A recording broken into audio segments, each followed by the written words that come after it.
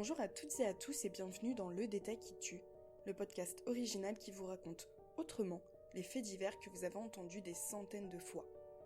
La petite histoire dans la grande, le faux pas d'un tueur en série ou encore le dernier mot d'un condamné à mort, bref, le détail qui tue. Aujourd'hui, nous vous proposons de plonger dans les tréfonds de la famille Villemain, arbre généalogique où s'entremêlent passion, colère et rivalité. 16 octobre 1984. Un jour tristement célèbre pour être celui où le corps de Grégory Villemain, alors âgé de 4 ans, est retrouvé dans la rivière de la Vologne. Pieds et poings liés par des cordelettes, le petit garçon était encore vêtu de son anorak bleu et de son bonnet en laine quand il a été repêché. Aujourd'hui, les enquêteurs privilégient la piste du complot familial nourri par une certaine jalousie envers la réussite sociale des parents de la victime. Villemain, Jacob, Laroche, Boll. Dans cette famille aux mille et une facettes, le meurtre du petit Grégory est loin d'être le premier drame. Les Villemain sont au cœur de bien des scandales dans le village de l'Épanche sur Vologne. Et le premier remonte aux années 50, soit 30 ans avant la naissance du petit Grégory. Le tragique arbre généalogique de la famille trouve ses racines chez Albert Villemain, le grand-père de la victime. Abandon, suicide, sentiment de culpabilité, Albert a eu une enfance des plus tourmentées. Sa première perte fut celle de son frère, Étienne. Alors que le petit garçon n'a que 3 ans, il meurt des suites d'une gifle donnée par sa mère. Un soufflet fatal pour lequel la mère de famille a purgé une peine de prison, avant même la naissance d'Albert. À ses 10 ans, l'enfant se retrouve livré à lui-même quand sa mère quitte le domicile familial pour refaire sa vie. Pas question pour Albert de s'en remettre à son père. Quand il rentre du front 2 ans plus tard, Gaston Villemain se pend, ne supportant pas l'infidélité et la trahison de sa femme. Un lourd secret qu'Albert apprend seulement en 1980, quand sa mère à l'agonie lui téléphone pour le supplier de pardonner sa félonie. Albert l'absout, elle peut mourir en paix. Le jeune homme croit enfin au bonheur quand il rencontre Monique Jacob à la manufacture. Elle a 2 ans de moins que lui, et sa famille aussi est émaillée par le scandale. Sa sœur, Louisette, aurait un enfant issu de l'inceste paternel. Avec Monique, Albert entrevoit la possibilité de construire la famille qu'il n'a jamais eue. Elle comprend sa douleur, embrasse ses cicatrices et est la seule à connaître les moindres détails de son enfance volée. Le couple se marie en 1953 et ensemble, ils ont 6 enfants. Jacques, dit Jackie, Michel, Jacqueline, Jean-Marie, Gilbert et enfin Lionel. Seulement voilà, la jeunesse de Monique fait l'objet de bien des rumeurs dans la région. On l'a dit séductrice, volage ou encore gourmande. Les commentaires sur les mœurs légères de la jeune femme sont légion.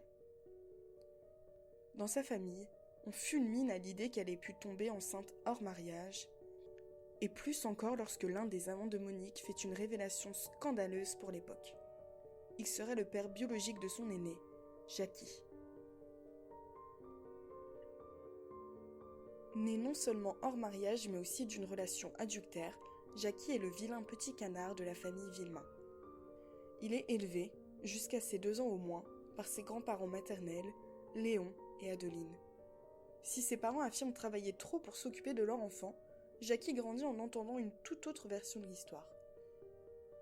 Et à la maison, son père Albert se montre très souvent violent.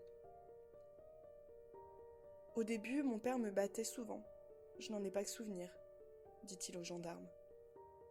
Nul ne sait quel terrible souvenir le bâtard de la famille Villemain peut bien garder de son âge tendre.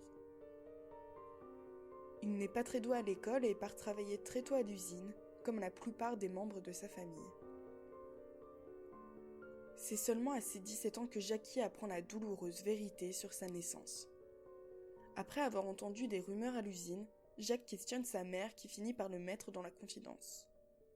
Petit à petit, la nouvelle fait son nid dans la famille Villemain.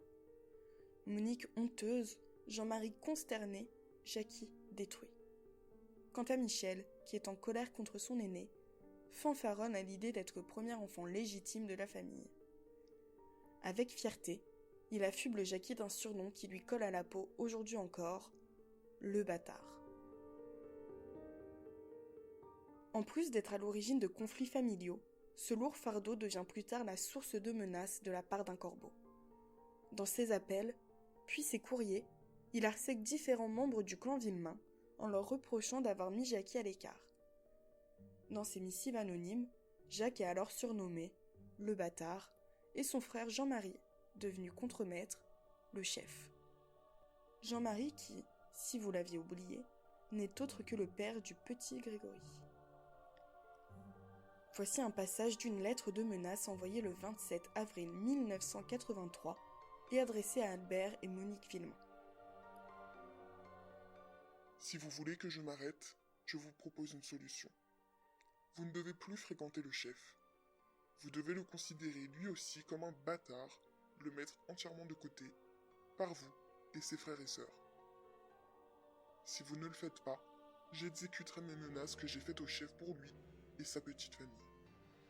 Autour du chef d'être considéré comme un bâtard. Il se consolera avec son argent. À vous de choisir, la vie ou la mort.